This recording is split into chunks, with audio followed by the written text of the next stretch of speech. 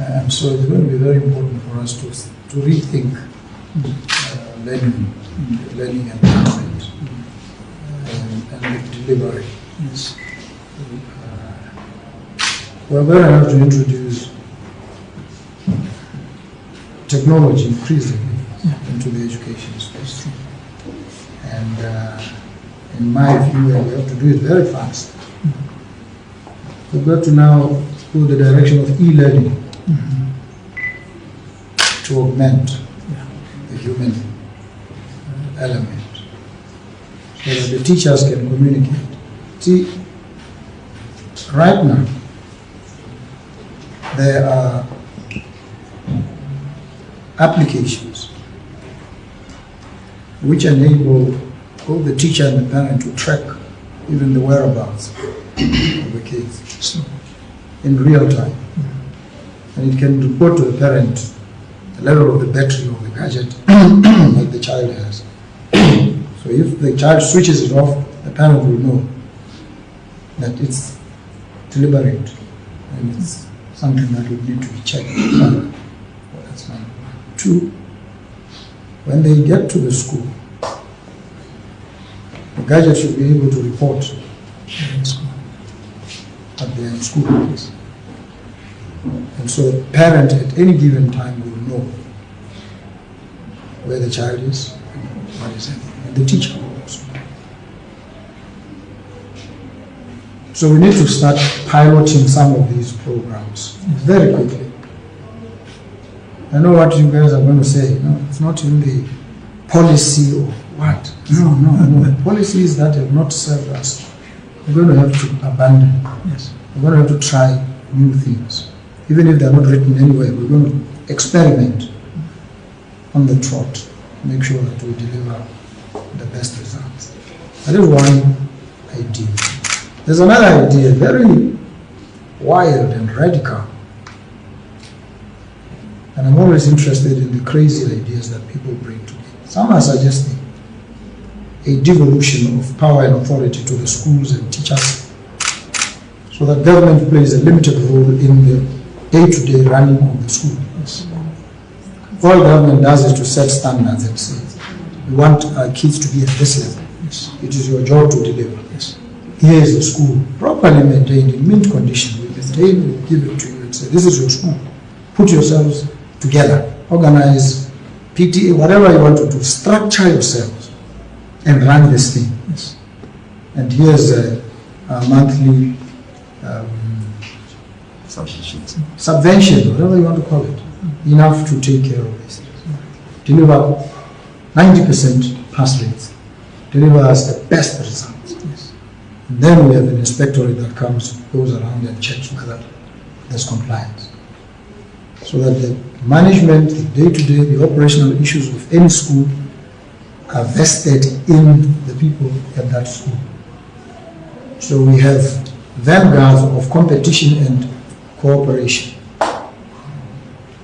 Something that has not been tried here, maybe even anywhere else. But if we have to pioneer it and lead the world, we will have to. We'll explore, we'll examine, and we'll pilot some of these ideas. In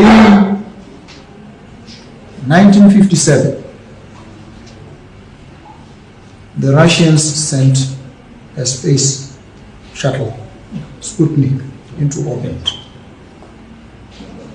The Americans were shocked and horrified because there was a competition between these superpowers. The president in America at the time, Dwight Eisenhower, called an emergency meeting and wanted to find out how the Russians could beat America and put a satellite into space. Called all the experts, and they said to him, let's go and check. And they went and looked at what the Russians were doing, and they realized that the Russians had invested long and heavily in science and technology. They identify their children early in the learning and channel them into science, engineering, mathematics. Not only that, they compared the curricula. At this level, what has an American learner achieved compared to a Russian student? They found out that the Russians were 20, almost 100 times far ahead. And so what he did, after that meeting, he pumped $300 million into the education system immediately, because he realized that they were lagging behind. Without a thorough investment in education, everything else that we do is a waste of time. We need to educate these kids. They are the diamonds, not those natural stones dug from the base of the earth. These kids are the real diamonds of this country. And we must invest in them deliberately, intentionally, and fully. So that's what it's about. So when we bring technology into the mix, we can track even the performance of each teacher. We are able to do that. We can tell, is the teacher preparing enough? Are the materials shared? So that the kids don't have to sit there writing notes. The material is already available on the iPad and they can read, and when they get to class, it's interactive, so that they also play an active part. The students must not be passive in the learning system. Sure, you know all these things, but we don't practice them.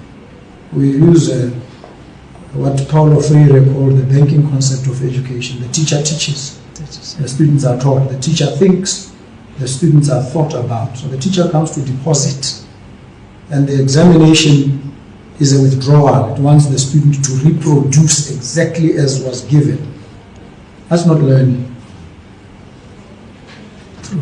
So we need to completely revolutionize, change the education space.